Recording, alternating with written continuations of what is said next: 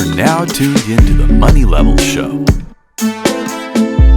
Hey everyone, welcome back to the Money Level Show, where we think, act, and prosper.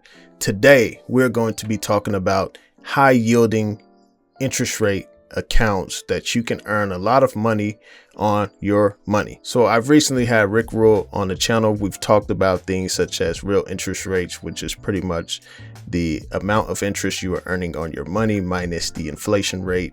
And so right now we're in a negative yielding environment. However, it is important to have cash right now so that you have liquidity to be able to take advantage of any opportunities that may come in the market down the line. So there are high yielding accounts that actually pay a lot more interest than you think. And Rick Rule talked about this multiple times in our last few interviews, where people are leaving their money in big financial institutions that aren't paying hardly any interest at all. Now, if you go back to the 80s, when interest rates were really high, people were having their money in savings. They were able to get anywhere from 15, 16, 17% on their money. At this time, bonds were very valuable at that time because you could lock your money in long term at a high yield. And so many people bought bonds, many people kept their money in savings, and they were able to make a lot of yield on their money. So your money has to work for you in order for you to be able to become financially free. And this is a way for that to happen. So let's go ahead and jump into this article on Wall Street Journal, and you're going to see how Americans have lost a lot of money. And I'm going to show you the actual banks that I use to earn high yield on my money. All right, so here we're looking at the Wall Street Journal. This is a good video. I encourage you all to go check this out. The article is titled "Americans Lost $603 Billion by Sticking with Big Banks. Here's How." And this gentleman, Dion, he actually goes back to 2014 and he calculates how much Americans have lost by keeping their money in big institutions and money market funds. So this is a really good article to read and a video to watch because he does break down all of the math and everything. So be sure to go check this out, right? So here's a couple of options. One account that I use is M1 Finance because I have a checking account with them, which their checking account is actually pretty decent. It yields about 3.3%, and then you get 1% cash back on your purchases.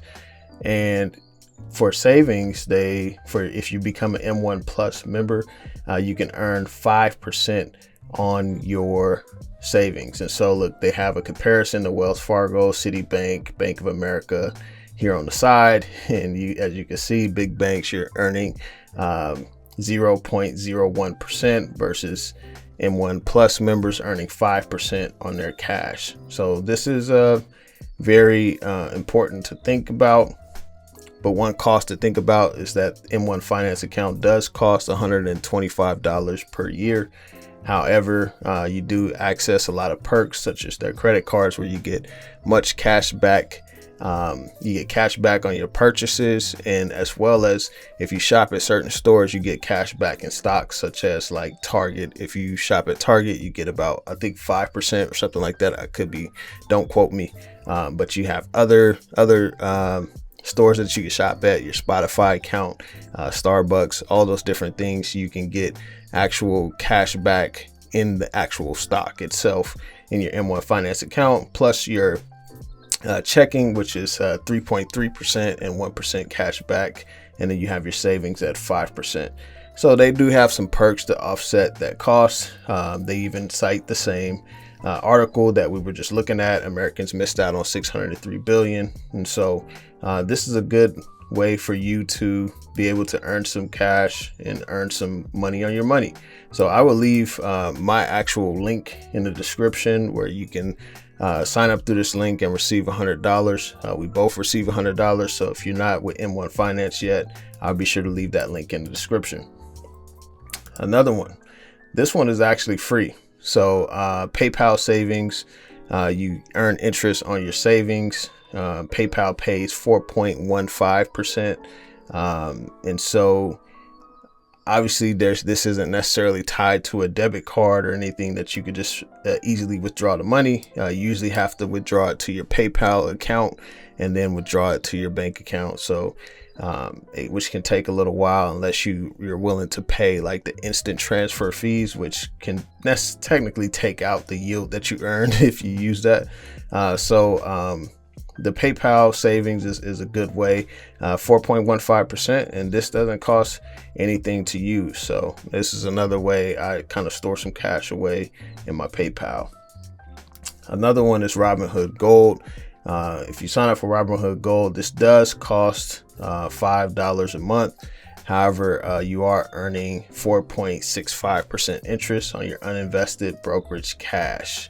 So pretty much what's happening is you deposit cash into your Robinhood account, and if you're a gold member, you're earning 4.65%, and you're able to earn that interest on your cash. So it's a pretty good way for you to be able to earn a higher yield. So those are the three methods I use to actually earn yield on my cash. And so I wanted to give you all that information because I know we've talked about it multiple times on the channel. And so I hope this was helpful. Be sure to check it out. And if you have any other ways that you are earning yield on your cash, be sure to leave it in the comment section below. We're all a community here trying to help each other achieve financial freedom and such. And so feel free to spread that knowledge.